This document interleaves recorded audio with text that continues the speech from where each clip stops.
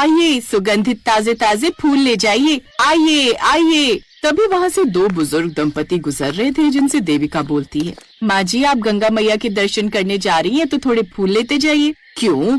बिना फूल लिए आऊंगी तो गंगा मैया दर्शन नहीं देंगी। अरे माँ जी आप तो बुरा मान गई, हमारी गंगा मैया तो किसी से नाराज नहीं होती, ये तो बस श्रद्धालुओं की श्रद्धा होती है कि वो कैसे उनका सत्कार करते हैं। वैसे भी उनसे भेंट करने जा रही हैं तो खाली हाथ जाती थोड़ी ना ठीक लगेंगी। तू क्या हरी मिर्च खाकर पैदा हुई थी या पिछले जन्म में तोता थी जो पटर पटर बोले जा रही है? भगवान, क्यों बेकार में चिढ़ चिढ़ कर रही हो? हैं? बेचारी तो बस फूल ले जाने के लिए ही तो कह रही थी, और इसमें बुराई क्या है? हैं? थोड़े से फूल ले लेते हैं। बेटी दे दो कुछ फूल। जी बाबूजी अभी दे देती हूँ, ये लीजिए फूल। तभी मनोहर जूते खोलने के लिए यहाँ से वहाँ जगह देखने लगता है। उसे देखकर देविका बोलती है, बाबूजी आप दोनों अपने जूते चप्पल और ये बैग यहाँ मेरे पास रखवा दीजिए, मैं ध्यान रखूंगी। अंदर मंदिर में ये ले जाने की आज्ञा नहीं है। रहने दो, कोई जरूरत नहीं है, कहीं चोरी करके भाग गई तो वैसे भी यहाँ किसी का क्या भरोसा। माँ जी हम गंगा किनारे रहने वाले लोग नेक दिल होते हैं, अगर हम ये सब काम करेंगे ना तो गंगा मैया हमें बिल्कुल माफ नहीं करेगी। अब इतना मत सोचो लता और चलो, नहीं तो लंबी लाइन लग जाएगी। अच्छा ठीक है आप कहते हो इसलिए, नहीं तो मुझे तो इस पर भरोसा नहीं। अब वो अपना सामान देविका के पास रखवा कर दर्शन के लिए चले जाते हैं। दर्शन करने के कुछ देर बाद वो दोनों बाहर आते हैं। आ गए माँ जी बाबूजी दर्शन करके? नहीं, हलवा खाने गए थे, अब दर्शन करने गए थे तो करके ही आएंगे ना।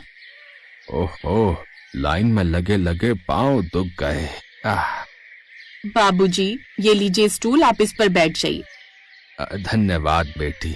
अरे लता ये बाकी सब कहाँ रह गए भाई? बड़ी देर हो गई अभी तक आए नहीं। क्या पता, एक काम कीजिए आप उन्हें फोन कीजिए। हाँ हाँ अभी करता हूँ। बाबूजी आप लोगों के साथ और भी कोई आया है क्या? हाँ बेटी, हमारा भरा पूरा परिवार है। मेरे 2 बेटे बहुएं हैं दिल्ली शहर में। हमारी बहुत बड़ी कोठी है जहाँ हम सब साथ रहते हैं। साथ में वो कुछ सामान लेने लगे और हमें बोला तब तक तुम दर्शन कर आओ। मनोहर अपने सामान में अपना फोन टटोलने लगते हैं, लेकिन उसे कहीं भी फोन नहीं मिलता।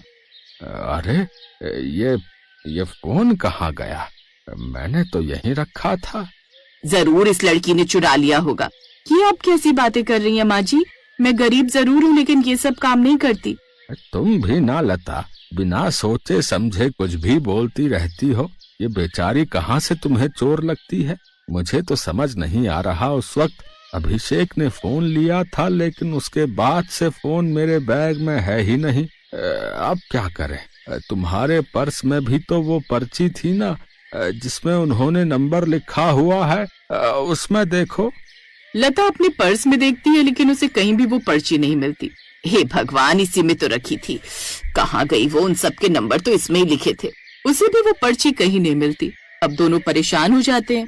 कोई बात नहीं माँ जी, हो सकता है गलती से कहीं रह गई हो। आप दोनों यहीं उनका इंतजार कीजिए, वो आपको ढूंढते ढूंढते आ जाएंगे या माइक पर संदेश भेज देंगे। ठीक है बिटिया। ऐसे ही दिन का समय हो जाता है। माँ जी मैं ये 5 रोटी घर से बांध कर लाई थी, आप दोनों को भूख लग गई होगी ना? 2-2 रोटी आप दोनों खा लीजिए, एक मैं खा लूंगी। नहीं, मुझे भूख नहीं है।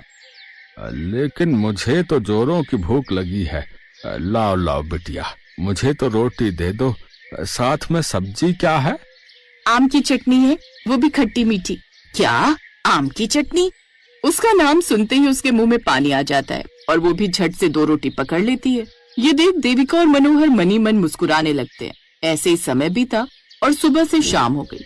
हर बार माइक पर बिछड़ने वालों की अनाउंसमेंट होती रहती, लेकिन उनके बारे में कोई एक बार भी खोज खबर लेने नहीं आता। शाम होते होते अब दोनों को अपने बेटों और बहुओं की बातें याद आने लगती। बाबूजी ये फोन मेरे पास दे दीजिए, कहीं गंगा में डुबकी लगाते हुए गिर गया तो।